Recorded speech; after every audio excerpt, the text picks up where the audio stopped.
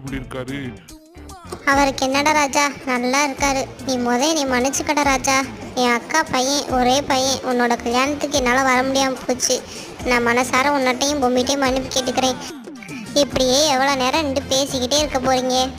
வா மலரு, போய் சூடாக சாப்பிடு. உனக்கு அப்படி சாப்பிட்டா தானே பிடிக்கும். சாப்பிட்டுட்டு நல்லா ரெஸ்ட் எடு. இப்பயே இவ்வளோ மன்னிப்பு கேட்டேன்னா மிச்ச நாள்லாம் என்ன பண்ணுவேன்? கொஞ்சம் கொஞ்சமாக கேட்டுக்கலாம். வா போகலாம். ஆமாக்கா, எனக்கும் சரியான பசி. உனக்கு பிடிச்ச குடல் குழம்பு இட்லியும் தான் பொம்மி பண்ணியிருக்கா. கூச்சப்படாமல் நல்லா சாப்பிடு. நீ கூச்சப்படாமல் தான் சாப்பிடுவ, இருந்தாலும் நல்லா சாப்பிடு. அக்கா நீ சும்மா இரு. ஆஹா பொம்மி, இட்லியும் குடல் குழம்பும் பார்க்கவே நல்லா இருக்கு. டேஸ்ட் அதை விட சூப்பராக இருக்கு. நல்லா சமைச்சிருக்கமா நீ. எங்கள் அக்கா விட நல்லா சமைச்சிருக்க. உன் கைப்பக்குவம் வேற மாதிரி இருக்குமா. இப்போதான் பொம்மிக்கு நிம்மதியாக இருக்குது. அவள் சமைச்ச சாப்பாடை சாப்பிட்டுட்டு அந்த சின்ன அத்தை அவளை பாராட்டினால அவள் ரொம்ப சந்தோஷப்படுறா. இதுலேருந்து நமக்கு என்ன தெரியுது? எந்த ஒரு விஷயமா இருந்தாலும் தைரியமாக பண்ணணும்.